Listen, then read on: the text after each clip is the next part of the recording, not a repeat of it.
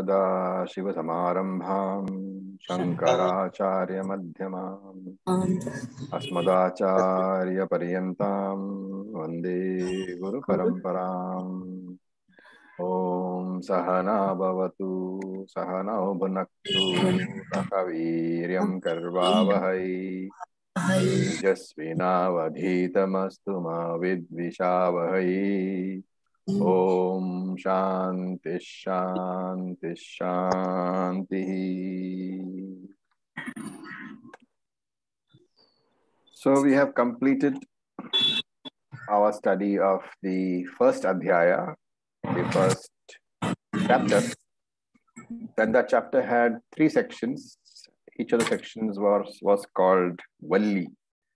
So Prathama Adhyaya, first, second and third Valli we have completed. Now we are going to start the second Adhyaya, Dvitiya Adhyaya, and we'll start with the first Valli. So this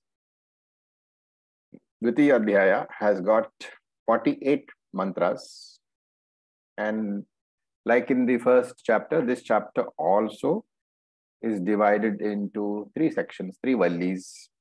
And the first Valli consists of 15 mantras. And the subject matter is, there are 3 distinct matters being covered. The first one is Atmajnanam, knowledge of Atma. Second one is Atmajnana Sadhana. What is the discipline required to achieve this knowledge? And the third one, Atma Jnana Phalam. What are the benefits of acquiring this knowledge? In his introduction to this Valli, Shankara says that for the Atma to be understood, to be comprehended, to be recognized, a very subtle intellect is required. And how do you know what is the cause for the absence of a subtle intellect? So this section is pointing out, why is it that some people do not have the refinement, the maturity of intellect needed to understand the Atmajnana?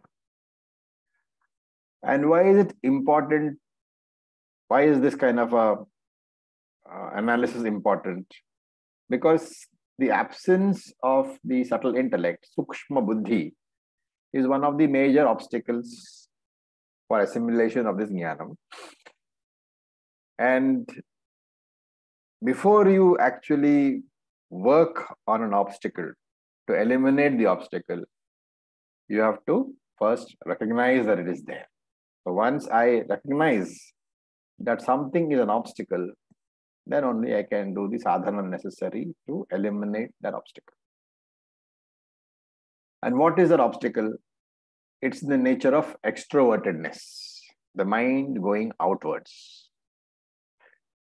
And that expresses as relationships, possessions, obligations of the relationship, and transactions. So possessions, obligations, relationships, and transactions. These are the 4 aspects of a mind being extroverted. And sannyasa, the renunciation, starts with reduction in all these aspects. You have to reduce the number of relationships. You have to reduce the number of possessions. You have to reduce the number of obligations. You have to reduce the number of transactions. Only if all these 4 can be done, then it is called sannyasa. And this first Valli, the Prathama Valli, it starts with a very important sadhana. The freedom from a wandering mind. Why? Because a wandering mind, what is a wandering mind? A mind which is unable to focus on anything and on any object at will. When I want it to, the mind should be able to focus. Mind you, mind can have, limited times of complete focus. But that need not be at my will. That could be triggered by some external event. And that is not what we are aiming at.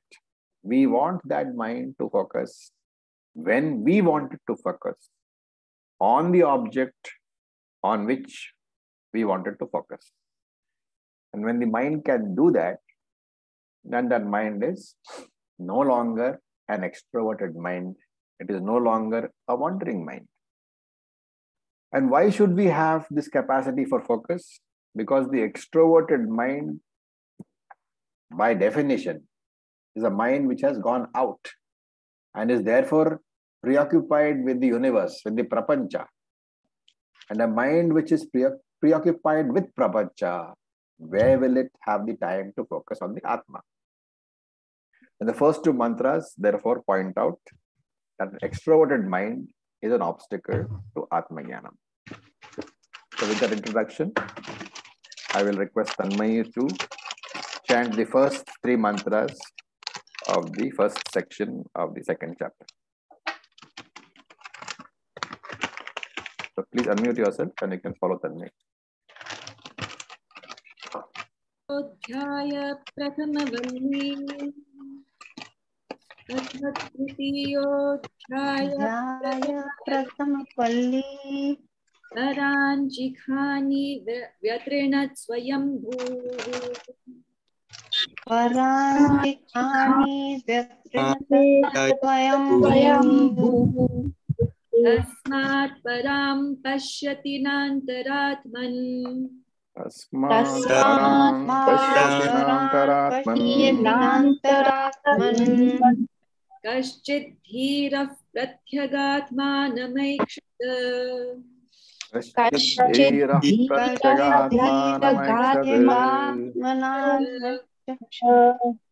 Avritta Chakshur Amritatvam Ichhana Avritta amritatvam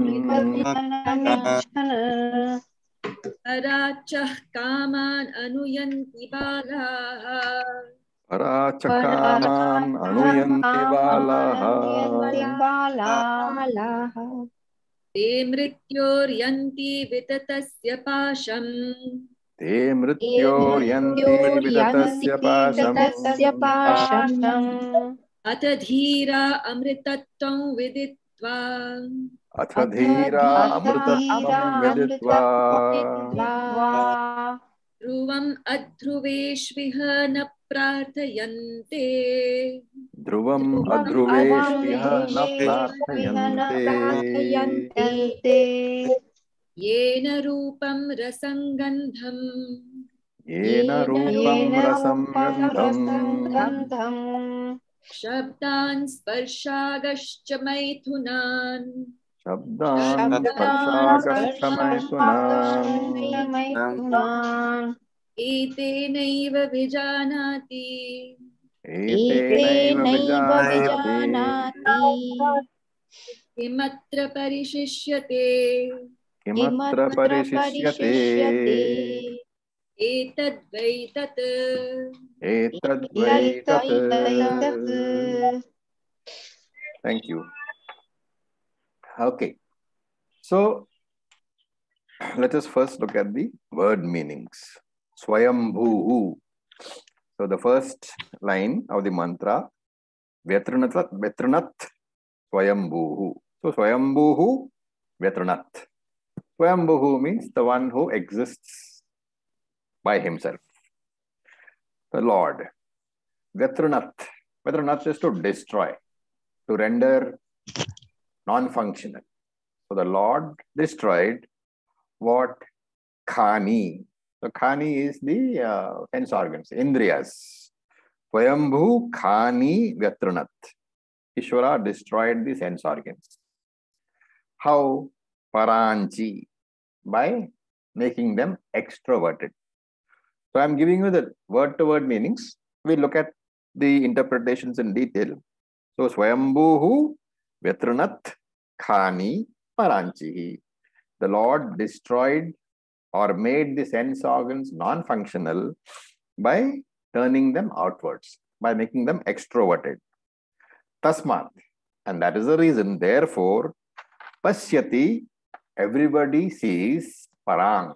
Parang is outside. And therefore, everybody perceives what is outside. So, Tasmat Parang Pasyati.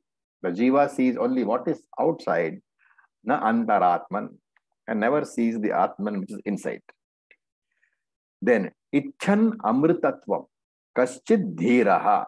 Kaschid, sometime or one person in many, one person in 1,000. Kaschid Dhiraha, a very rare Dhiraha, person who has discrimination.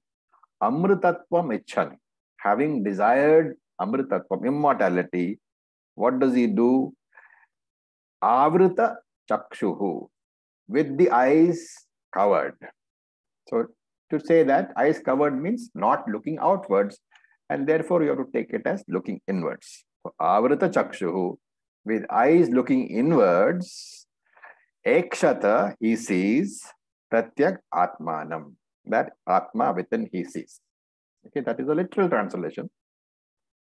I will just mute all of y'all. And one second, there is some noise coming here. So let me just. All right. So in English, the whole thing, plain English, is the Lord destroyed the sense organs by making them extroverted. And therefore, all people, they perceive what is outside and not the Atma, which is inside. A rare discriminative person, one with Viveka, what will he do? He desires immortality, and therefore he looks inside, and by looking inside, he finds that Atma which is inside. This is the running translation. Okay. Now, what does it mean? So every human being has been provided with Jnani Indriyanis, the 5 sense organs. And these sense organs, of course, are necessary for conducting life's journey, not only in the material world, but also in the spiritual world. Now, the author says, the mantra says that even though these Indriyani, these Jnani Indriyani, are very useful to us because without them, we would not be able to function at all, but they have a very big genetic flaw. And what is that? The sense organs are capable of seeing only outside. That means the sense organs can see only the material universe, can see only the anatma. And because they are extroverted, by nature, the sense organs are designed to see what is outside and not what is inside. By design, they are capable of seeing the objective universe, which has gunas, which has 5 gunas: Shabda, Rasa, Gandha, Sparsha, Rupa. It has form, it has sound. All those 5 gunas it has. The objective universe has. And therefore, the 5 Indriyas are capable of seeing, each one is capable of perceiving only the field in which it operates. So the eyes will perceive color and form. The ears will perceive sound. The nose will perceive smell. The tongue will perceive taste. And the skin will perceive touch. Beyond these 5 perceptions, we are not capable of understanding the objective universe. And the problem is, because they are designed in such a manner, that's what he said, they are extroverted. Why? Because each of them will recognize one of the 5 gunas of the universe, of Anatma. And the Atma, the Antaratman, which is inside, it has none of these 5 gunas. And because it has none of these 5 gunas, because the Atma is Nirguna, how can any Indriya perceive? Because every Indriya operates only in its own field of operation. And therefore, Atma has no color and no form, eyes cannot see. Atma has no sound, ears cannot hear.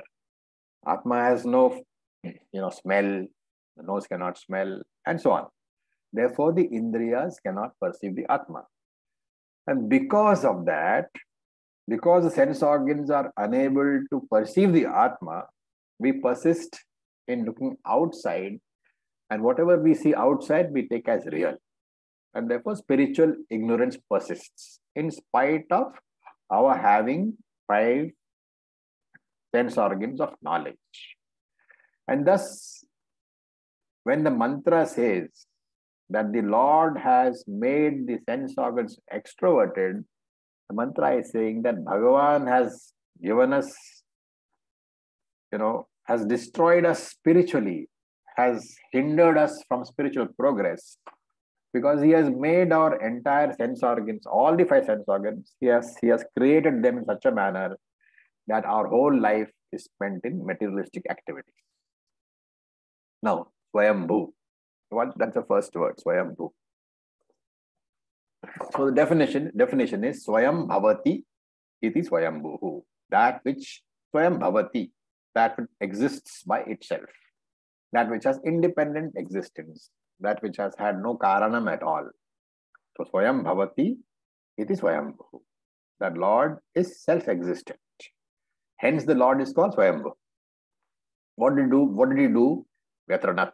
He destroyed the sense organs, he destroyed. Now Khani, literally Khani means openings. Right? Yeah, those who are familiar with Hindi will know that Khani is also opening. And here the opening is the sense organ. So literally Pancha Khani is the 5 openings. Paranchi makes to direct it outwards. So making it extroverted. So Paranchi Kritva. You have to add that word.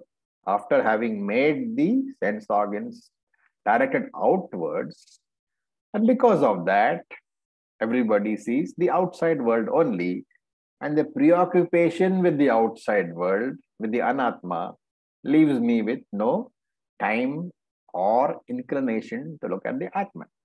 And therefore, na antaratman. Second line, last word, na antaratman. His atman inside, he does not come to know. And what is the problem with that? Because knowledge of the atman is the only means of moksha. But all is not lost. So he says, Kaschid dhiraha. There are a few people who have viveka, who are discriminative, and they have understood the limitations of the external world. They have understood the limitations of looking outwards. They have understood the limitations of material success. And therefore, in the words which we have used often, we can say that these people have recognized the 3 drawbacks of anatma. So we have again and again talked about it. I'll just name them without an explanation. So the 3 doshas of anatma: dukkha mishritatvam, atripti karatvam, bandhakatvam. In short, dukkha mishritatvam means that the fruits of anatma is mixture of pleasure and pain. Atripti karatvam means any phalam, any fruit of anatma will never satisfy totally. It will always leave room for dissatisfaction. And bandhakatvam, the phalam, by our attachment to the phalam, we become attached to the phalam, and therefore it becomes a bondage. Having understood this, what does that viveki do? What does that discriminative sadhaka do? Icchan amritatvam. He desires immortality, and therefore he moves away from artha kama purushartha, and he moves towards moksha purushartha. How does he do that? Avritat chakshuhu, with covered eyes. He turns away from the external world. So the external activity pravritti, he renounces and converts into nivritti, withdrawal from sense pleasures. And why does the mantra focus on turning inwards? Because the mind can focus either on the atma or on the anatma. Both cannot be a focus of equal importance in our lives. Of course, we have to add here that you cannot totally give up focus on anatma, because some amount of focus on anatma is It's not avoidable. It's inevitable. Why? Because there are some mandatory bodily transactions. Eating, walking, cleaning up, talking to your spouse. All these are mandatory bodily transactions. For that much, one has to focus to that extent on the Anatma. You can, but there is a limitation of this focus. I can try to improve my body and I can try to improve my mind. But if I'm obsessed with either of these, if I'm obsessed with, let us say, asana practice and Surya Namaskara, I'm trying to improve my Anatma body. And one who is obsessed with the improvement of the body, that process is never ending. Where will you find time to focus on Atma? Similarly with the mind. If I'm obsessed with the improvement of my own mind, I do all sort of practices to make sure the mind is focused. But I never go beyond that. Where is the question of Atma Darshan? So, the teaching is that, yes, improve your body to a reasonable extent, improve your mind to a reasonable extent, and then drop that focus on the mind and the body, which is anyway Anatma focus, and move away to the focus on the Atma. And that is why Shankara takes great pains, especially in the Gita Bhashyam we saw, he takes great pains to negate Jnana Karma Samuchaya. The combination of Jnana and Karma, he says, cannot happen. Why? Because Jnanam can be redefined as what? Anatma falsification. Jnanam is understanding the mithyatvam of the Anatma, understanding the fact that Anatma is mithya. And karma is what? Karma is Anatma improvement. So Anatma improvement cannot go along with Anatma falsification. They are both diametrically opposed to each other. They cannot go together. And therefore, that is why Shankara says again and again that this Jnana Karma Samuchaya cannot go together. It cannot both, there can be no such thing as a Samuchaya. Okay. So, he has said one should drop the focus on the Anatma and turn toward the Atma. How does he do that? He goes to a guru for Shastra Upadesha. And he does Shravanam, and he does Maranam, and he does Nididhyasanam. And then what happens to him? So that's given in the third line of the mantra, Pratyak Atmanam Ekshat. He discovers that Atma, which is his own innermost self, which is his real nature. Pratyak Atmanam, the real essence of himself, the Atma he discovers. And what is Pratyak Atmanam? So that is Pratyak Cha Asau Atma iti Pratyak Atma. Pratyak Cha Asau Atma. Atma here is reflexive pronoun. What is closest to you? Pratyak Cha Asau Atma. What is closest to you? That is Pratyak Atma. And what is closest to you? The Atma which is all pervading. That is closest to the body. And when the other interpretation is that I am the Atma, therefore there can be nothing closer to me than the Atma. And that's why Atma is called Pratyak Atma. Pratyak literally means inside, okay? But here Pratyak does not mean inside the body. It means that which is oneself. Because what is inside and what is outside, if you analyze that, you will find that inside and outside what? Inside and outside the jiva. Inside and outside me. Okay. So if I do an analysis, what is inside me and what is outside? I'm not talking about the world. I'm talking about me, the jiva. I will find that I'm consisting of two parts. The existence principle, which is inside, and the body-mind complex, the nama rupa, the name and form, is my external skin. So I am the Atma, the existence principle, Sat Chit principle, which is covered by the body-mind sense complex, which is the Nama Rupa.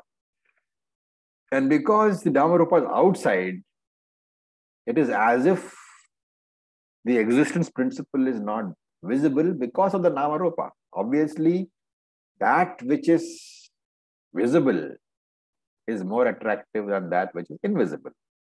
Whenever somebody focuses on a mixture of visible and invisible, the visible is the one which is seen easiest. And therefore, the visible is the one which is always focused upon. And therefore, Nama Rupa is focused upon, and the existence principle is lost sight of. It is as if the Nama Rupa covers the existence principle. There is not that it is covered. It is a as if covering. Okay. What is existence principle called? The Atma. And it will be interesting to see the derivation of the Atma, or the word Atma. So if you remember Atma Bodha classes, we did a derivation there also. Here also, a derivation is there. So the first one is Yachapnoti iti Atma. Yasmat apnoti iti Atma. So apnoti is to pervade. Yasvat sarvam apnoti iti Atma. That which pervades everything, that is Atma. What does that mean? Spatially unlimited. All pervading means there is no spatial boundary. It is spatially unlimited, and that is Atma. That's the first definition. The second one, Yad Adate iti Atma.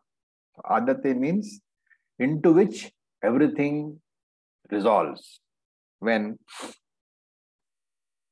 Pralaya Kale, at the time of Pralayam, everything resolves or dissolves into the Atma. That into which everything resolves, Yat Adate iti Atma. It is Atma again. So in both these definitions, Yasmat Apnoti and Yat Adate, remember Atma means Paramatma. Okay. In the next one, which is another definition, it says Yach Atti Vishayan iti Atma. So, Atti means to eat. So that which eats the Vishaya, Vishaya sense objects. And therefore that which experiences the sense objects, eating here is experiencing. So Yat Vishayan Atti iti Atma. That which eats everything, or in other words, that which experiences everything. Experiences meaning what? Sukham and Dukham, happiness and pain, pleasure and pain, it experiences.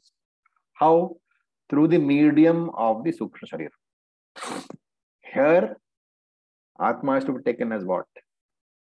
Paramatma or Jivatma?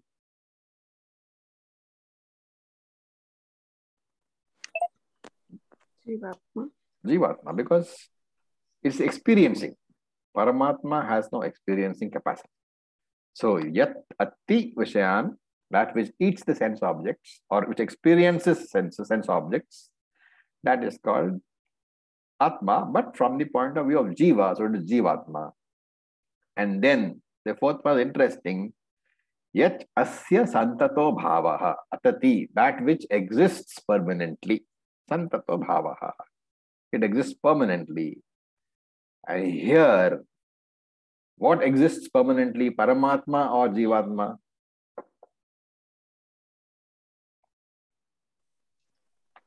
Paramatma. Any Actually, other answer? both. Actually, both. Because Jivatma is the same as Paramatma. Atma. Yeah. Correct. So the first one, Yasmat Apnoti, is defining Paramatma. Second one, Yat Adate, is defining Paramatma. The third one, Yat Atti Vishayan, is defining Jivatma. And Asya Santato Bhavaha, that is defining Jivatma and Paramatma both. Okay, that is what the first mantra says. Now look at the second mantra. So we look at the words again. So here the last word from the first line, Balaha. So balaha, and then you have to break up the second word, kaman anuyanti. So kaman anuyanti parachaha. Therefore, balaha anuyanti parachaha kaman. That is the anvaya. Balaha anuyanti parachaha kaman. Balaha means child. Child here means the indiscriminate person.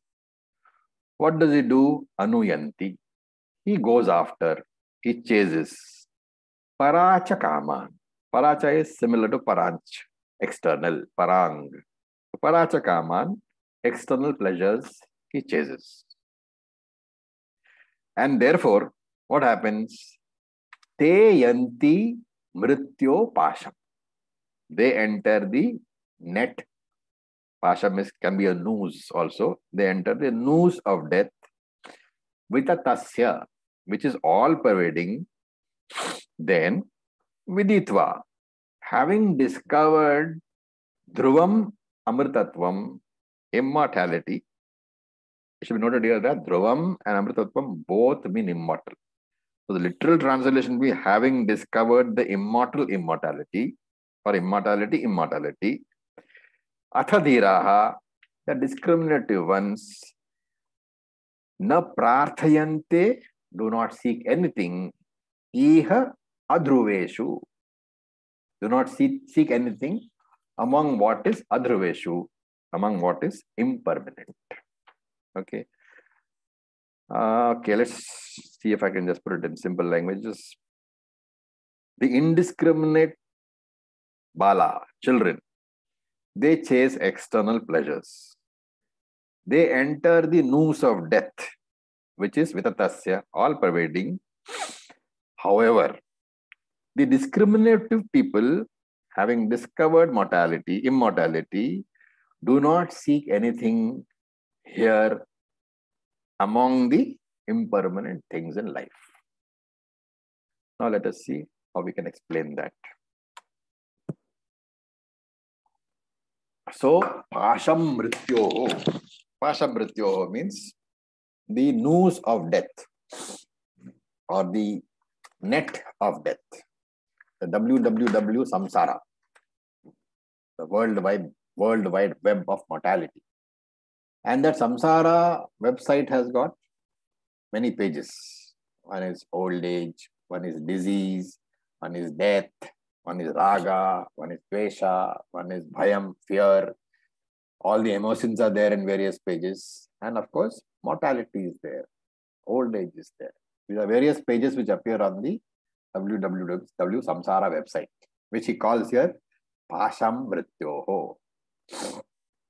Pasham literally means a net. So it can be taken as a trap. And this net is the intrinsic character of all anatma. You cannot have any anatma which is not subject to these particular characteristics. So whenever I choose anatma, remember, I am choosing mortality only. You cannot choose anatma and end up with mortality, with immortality. That is not possible.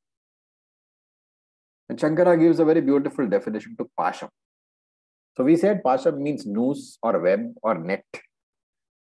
Shankara says pasham has to be taken as something which is constantly attaching and detaching from what? From the physical body. So pasham means birth and death cycle. Janma mrityu chakram. The birth and death cycle is meant by the word pasham. And pasham, says the mantra, is vitatasya. A very important word. Vitatasya means which is there everywhere. All pervading. That means in all the 14 lokas, this pasham is there. All 14 lokas means even Brahma loka, this net is there.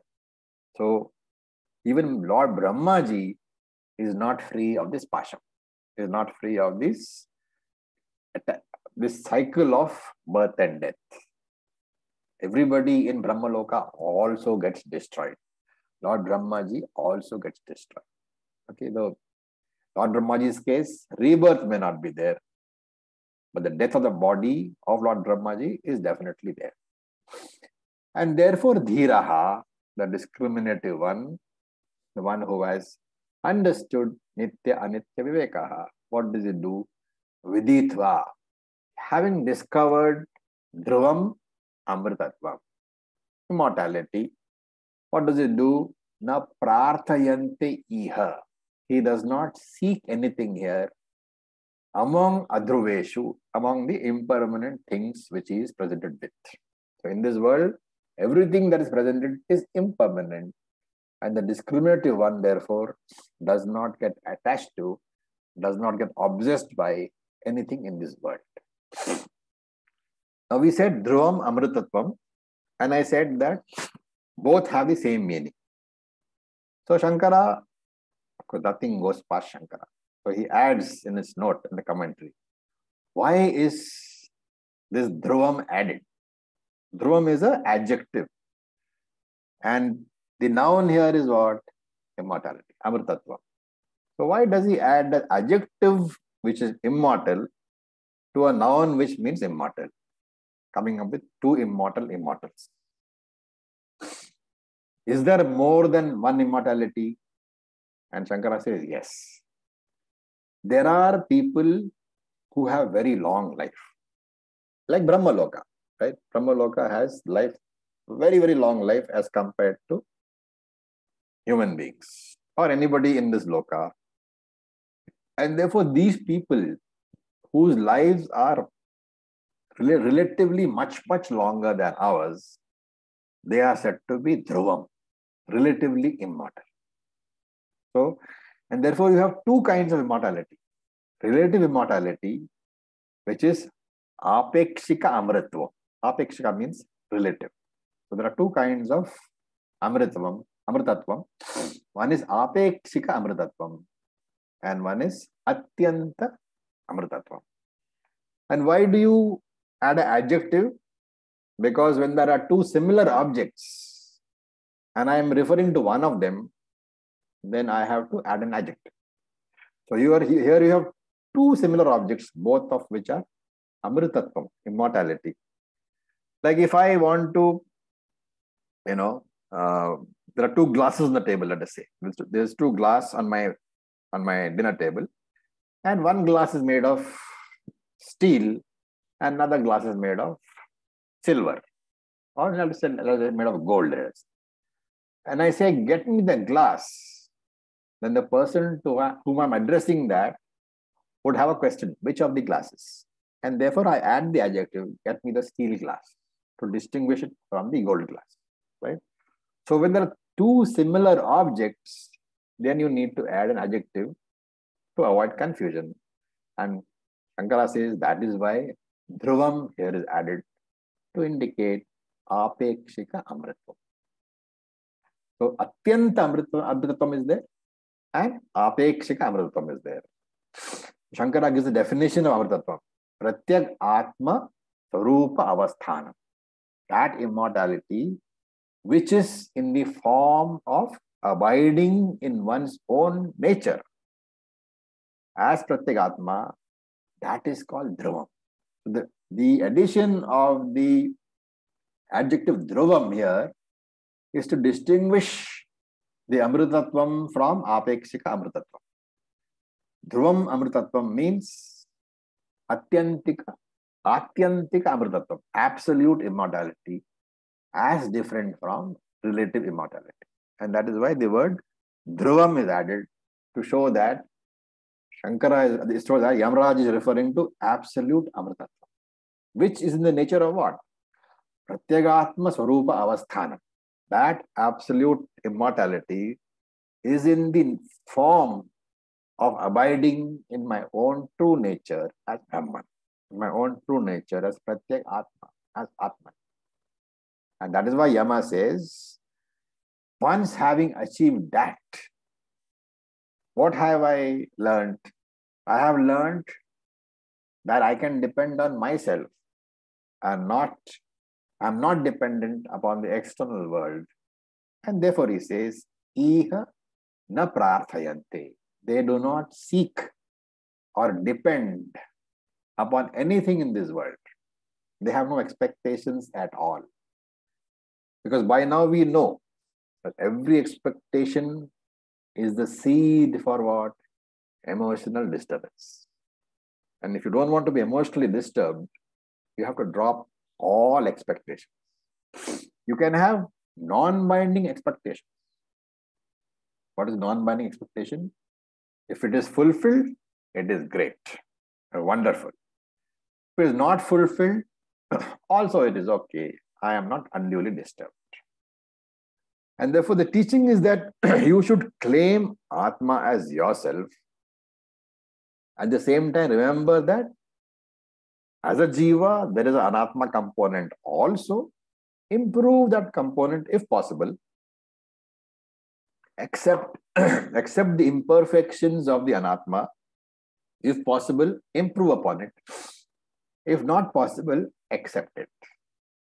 And that's why Adhruveshu, among all the mortal Anatma, he does not seek anything at all.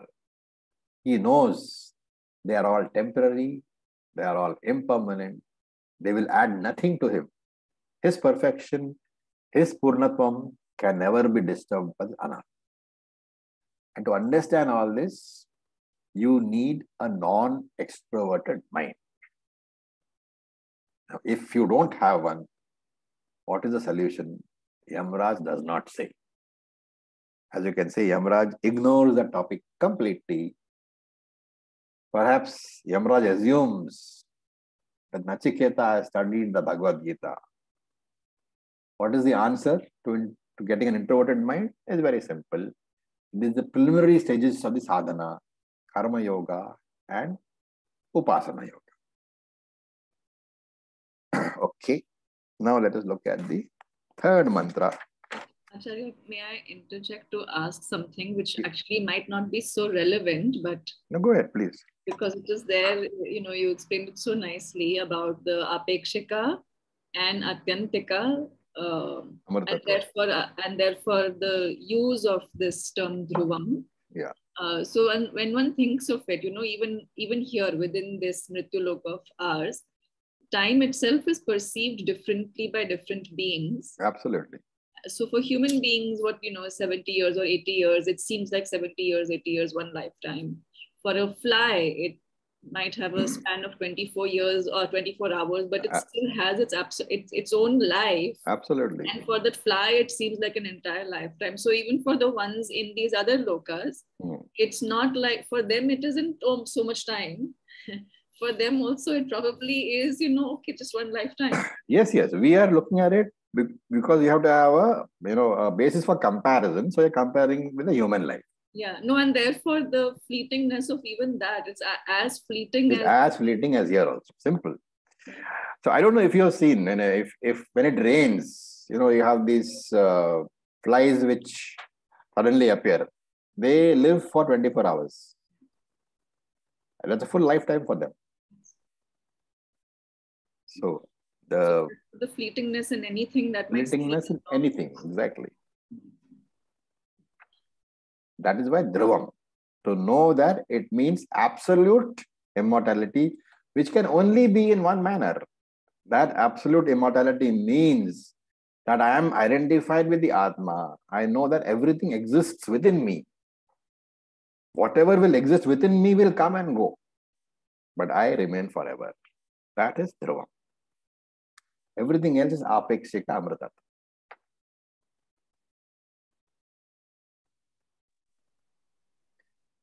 Okay. So, we look at mantra number 3. So, yena rupa rasam gandha. So, yena etena eva. So, etena eva, you will find that the second line, the first word. So, you will take yena from the first line, etena eva from second line, ena etena eva vijanati from second line. So, by this Atma alone, yena etena eva. By this Atma alone, vijanati. One comes to know, or one comes to recognize. What all? Rupam, color, rasam, taste, gandham, smell, shabdan, sounds, sparshan, touch, and Maithunan. Maithunan is conjugal pleasures. So by this Atma alone, one comes to know color, taste, smell, sound, touch, and conjugal pleasures. Then Kim Atra Parishishyate. What else remains here to be known by the Atma? Kim Atra Parishishyate. Kim is what? Atra is here. Parishishyate. Parishishyate. What is left to be known? You have to supply by the Atma. And Etad Vaitat. This is indeed that.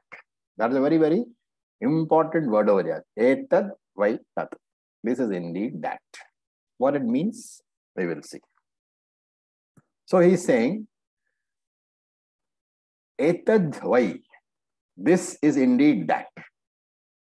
Can you guess what that tight little phrase means?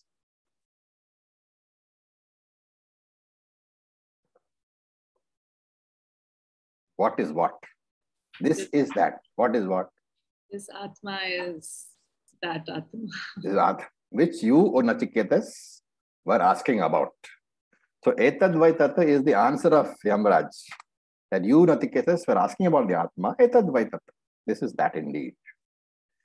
All these following mantras are very, very important. And this first Valli, first section, and the second Valli, second section, are extremely important in terms of understanding Vedanta properly. How to turn towards the Atma.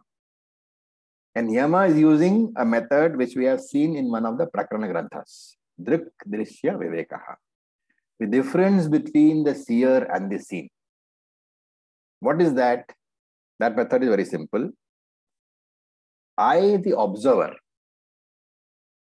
am always different from the object which I observe. That is statement number one. I, the seer, am different from the seen. Okay, if you remember Drigdasya Viveka, you will know how we divided it into three categories. I am referring to that. So, I, the observer, am different from the object that I have seen or I am seeing. That is the first statement. It's a very, very important Vedantic statement. The observer is always different from the observed. And there is one equally important Vedantic statement.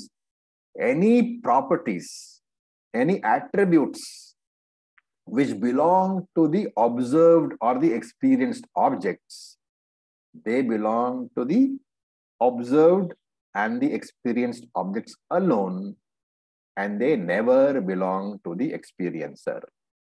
Two extremely important Vedantic statements. The observer is always different from that which is observed. The properties of the observed can never belong to the observer or the experiencer.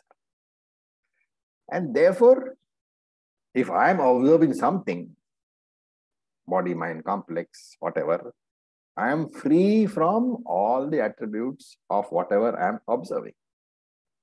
So this question has to be asked in respect of my own body, my own mind, my own mental intellect. And therefore he says, Yena. Yena here means because of that. Because of what? Because of that Sakshi Chaitanyam, because of that observer consciousness, that witness consciousness, which is otherwise I. I, the observer, I, the witness consciousness, because of that. Yena means because of that. Vijanati, any person experiences the entire objective universe, which consists of Rupam, Rasam, Gandham, Sparshan, all those things. Those five are the fields in which your Indriyas function, and any functioning of the Indriyas is because of the functioning of because of the blessing of the Sakshi Chaitanyam, the observer consciousness. Whatever you are aware of is because of Yena, that observer, witness, consciousness alone.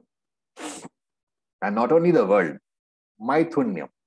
So, Maithuna literally means coupling. And Maithunyam can be taken as sexual coupling. But it has here, you have to take it in a broader meaning. Not just coupling between a man and a woman, which is the usually understood meaning, right? But here, the coupling between the subject and the sparsha.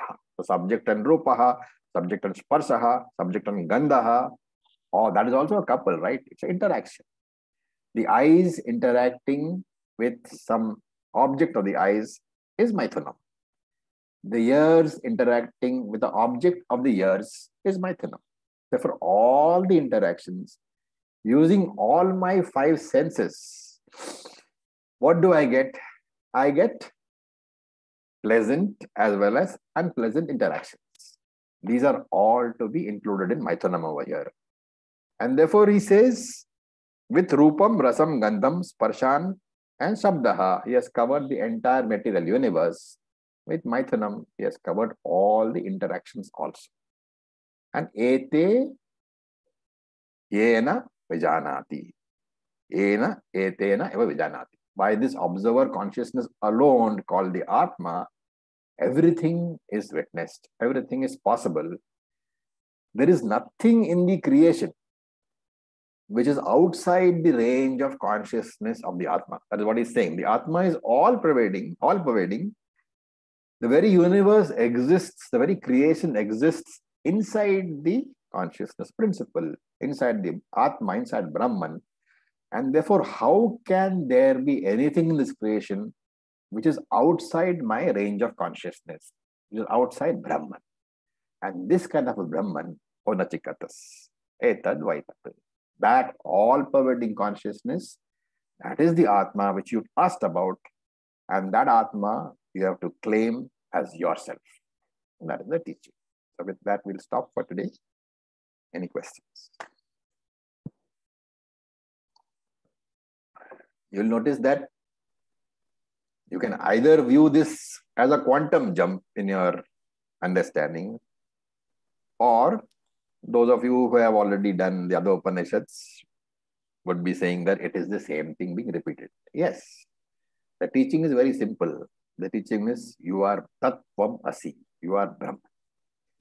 But until that Tattvam Asi can be repeated by you as Aham Brahmasmi, the same ideas will be given to you with different arguments, with different examples, with different words, with different Upanishads. The day you say Aham Brahmasmi, for you the teaching is over. Then begins Nidhi Dhyasanam, which again is the same teaching. And that continues for the rest of your life.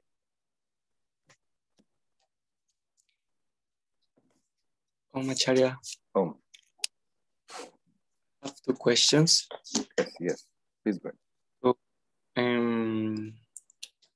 in the very first the first verse, Yes. we mentioned that in the English translation, Easwaran destroys the sense organs by making extroverted. Yes. This is not referring to the sense organs, but referring to the jiva, right? No, it refers to the sense organs. That the So sense organs have been made in such a manner that you are looking outside.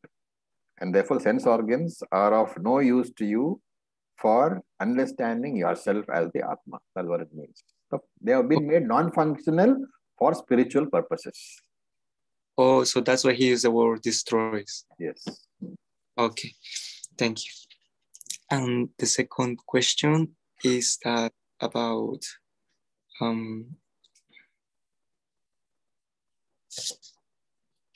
I completely forgot, but I'll get back once I remember. When remember, just put it in the group. Yes, sorry. Okay. Anybody else?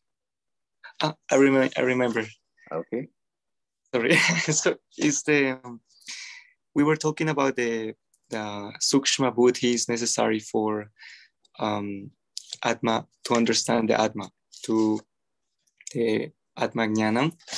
So, and then we start talking about the wandering of the mind, but I was still wondering how do we know that the intellect is subtle already? Is it the same FIR for Chitta Sudha, or there is another way to evaluate that? I think Buddhi? The answer is that if you can sit for class day and week after week without running away from class and looking for excuses not to come to class, yes, your mind is subtle enough. Okay, thank you. That incidentally is the definition of Chitta Shuddhi also. When Chitta Shuddhi is there, then only will you find the yearning for Vedanta. Otherwise, sitting for that 1 hour will be torture for you. And also not a revulsion or a repulsion of what is being heard. And Yes, exactly. being In fact, able to you will have very strong reactions in your mind when people tell you certain things in class.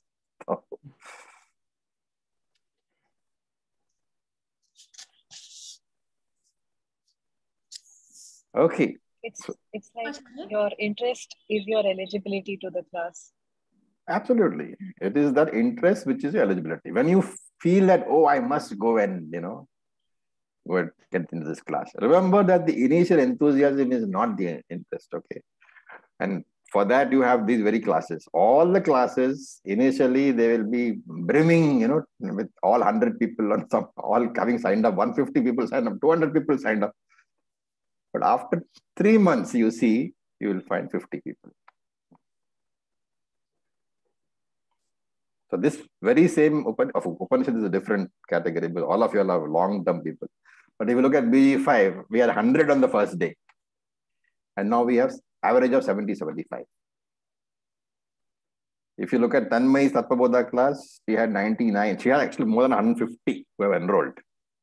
And she had 99 on the first day. And today it's down to what, 75, 80? So yes, that interest is very easily, removable commodity. Okay, correction. Your long-term interest is your eligibility.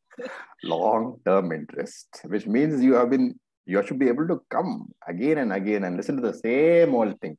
In fact, I would say that those people who are repeating classes, those people who have completed Tattvabodha, and yet they find the next one just as interesting.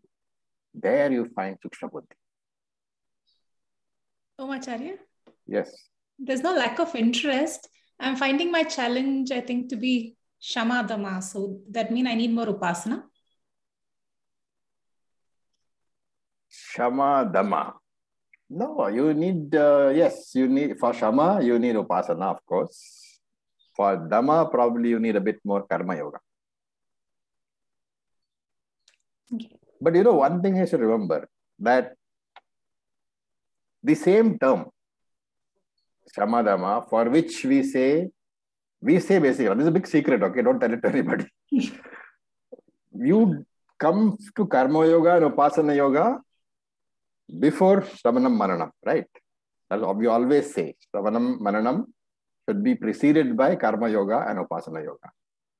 But not everybody manages to get 100% Chitta Shuddhi before Shravanam Mananam. And therefore, the same practice that you do after Shravanam Mananam, that is called Nididhyasana. It's a big secret that you're not supposed to tell anybody. That is the same practice which you continue after Shravanam Mananam. Now it acquires a different name. Because in the light of the teaching, now you are trying to get rid of it. See, as a Karma Yogi, your mindset is different. As a Vedantic advanced student, a Jnana Yogi, your mindset is completely different. As a Karma Yogi, you will say Ishvara Arpanam Bhava and Ishvara Prasada Bhava. All those things are very great things, right? For a Karma Yogi. For a Jnana Yogi, they are obstacles. And again, to say, you should never tell anybody outside, okay, that Ishvara Arpanam Bhava is an obstacle. That is an internal thing. As a Nididhyasanam student, as a person who is engaging in Nididhyasanam, for me, Ishvara Arpana Bhava is a huge obstacle. Ishvara Prasada Bhava is a huge obstacle. Why? What is the logic? Because there is Dvaitam. There is Dvaitam. There is karma. As in Nididhyasanam stage, I do not have any karma is my mental chatter, right? I am free of karma. If I am free of karma, I am free of karma phalam. If I am free of karma and karma phalam, I am free of Ishvara Arpana Bhavana and Ishvara Prasada Bhavana. So same thing is different. Shankara dismisses his whole argument in one word, Mithya Jnanam. This is. Everything is Mithya Jnanam for him. But as practicing, because most of you all now are Nididhyasanam stage, I'm sure. You should be sure that these, attributes, what are the attributes? Kartritvam, I am a karta. Bhoktritvam, I am a bhokta. That there is a connection between my karma and my karma phalam. That I offer my karma phalam to Ishvara. That Ishvara gives me, the consequences of my karma. All this you have to negate mentally. Because for you, there is no karma. If you have no karma, everything else is automatically negated. You are not dasa bhavaha. You are not a devotee anymore. You are the Lord himself. That is the mental negation. Of course, you should not repeat this outside. If you do, consequences I am not responsible for, okay? Thank you. Acharya, do you have time? Yeah, of course. I'm not sure how to articulate this. This is something that is not new for you coming from me. You know that I've been grappling with it for a while. And again, it's something that comes from Shastra and, where, or then fairly recent spiritual literature, which is how your certain saints, certain sages are extolled for having deep states of samadhi, sitting in samadhi, having attained samadhi, so to speak, the knowledge that has come down from them, so on and so forth. And then one thinks that isn't that Kartritvam in itself? Isn't that what is it that we're extolling? There are certain saints for whom it is believed that their bodies are still there somewhere, or that they are able to take shape or not at some point in time. And these I have to grapple with a lot because I'm trying to live that, a particular life at this point in time, which is different from, say, a grahastha or whatever. Yeah. But I find these a little contradictory, and I'm honest about it. So I find myself kind of grappling around, so to speak. I don't know how to take these. See, actually, I have not come across anywhere in the Shastram, okay, excepting, of course, Brahma Sutras. Brahma Sutra, but not in the main Shastra. Brahma Sutra has been a written work, right? It is written by Acharaya. It's a Nyaya Shastra. But in the original Shastras, I have not come across anything. But Brahma Sutras, it says somewhere that Ishvara has the choice. Like if you are a jnani, and Ishvara thinks, okay, this guy is a jnani, and this is his last life, obviously, because you're a jnani, you're already gone Jivan Mukti. And then your natural sequence is what? Your body will exhaust prarabdha, and then you'll get Videha Mukti, right? But Ishvara has other ideas, because he needs somebody to, let us say, propagate the Shastra. He has not found anybody else. So he decides that this particular Jiva, even though he has got Jivan Mukti, and normal state mein he should be Videha Mukti, he will be what is a special adhikari. Okay. So as a special adhikari, he gives birth again. He is given birth again. And this birth is not the normal birth. This birth is the avatar type of birth with the full knowledge that you are Atma.